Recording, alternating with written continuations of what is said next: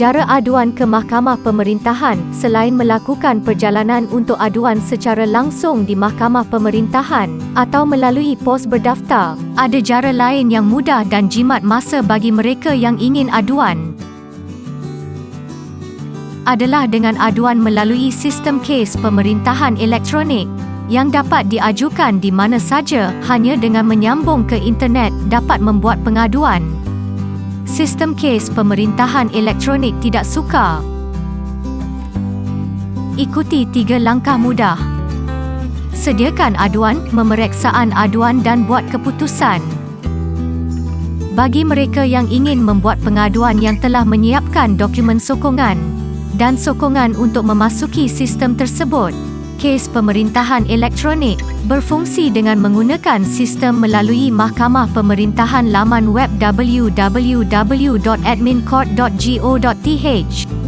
Kemudian klik pada sistem kes pemerintahan elektronik atau masukkan sistem kerja https://litigation.admincourt.go.th. Untuk log masuk ke kes pemerintahan elektronik, klik pada butang log masuk dan isikan nama pengguna dan password.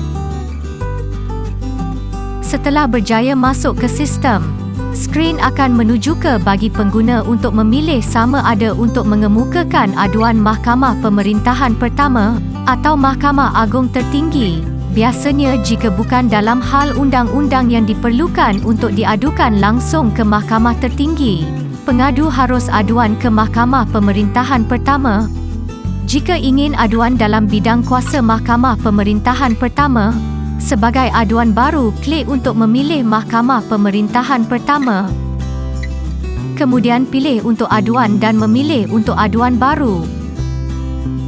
Skrin akan menunjukkan untuk memilih status pengguna akan suka membuat aduan. Pilih pengadu kesi. Skrin akan muncul sebagai draft pengaduan untuk pengguna. Mulai dari menentukan maklumat mengenai pengadu.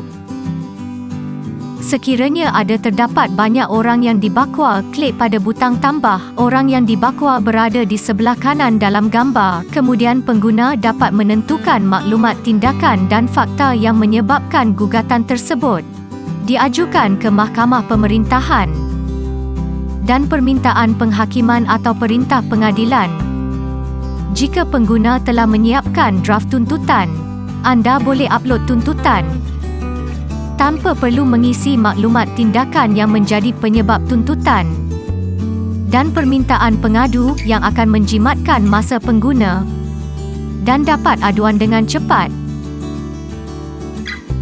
Menawarkan pelbagai dokumen yang dapat dimamukan fail data adalah format PDF, A atau JPEG dan format Word, yang pengguna harus upload untuk melengkapkan kedua-dua format tersebut.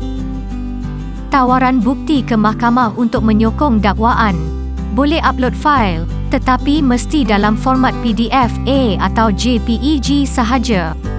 Dan saiz setiap fail tidak boleh melebihi 30 MB.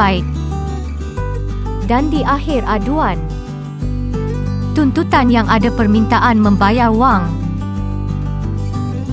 atau menyerahkan aset, pengadu mesti memilih topik itu.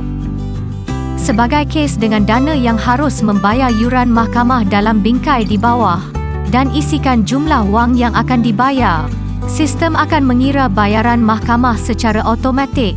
Walau bagaimanapun, jika pengadu ingin meminta pengecualian yuran mahkamah, maka pilih topik tersebut sebagai kes dengan modal, tetapi mengetepikan bayaran mahkamah. Tetapi jika itu adalah kes yang tidak meminta terdakwa membayar wang atau menyerahkan aset, pilih topik itu sebagai kes tanpa dana, jangan bayar yuran mahkamah, dan klik pada butang seterusnya.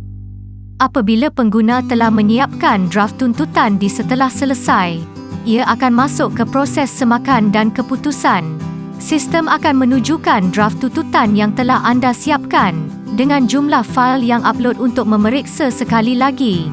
Ketika memeriksa dan melihatnya betul dan lengkap, klik untuk menghantarkan aduan sebagaimana adanya dan selesai aduan ke mahkamah menggunakan sistem kes pemerintahan elektronik. Sekiranya anda ingin membetul semula atau menambah maklumat, klik butang sebelumnya.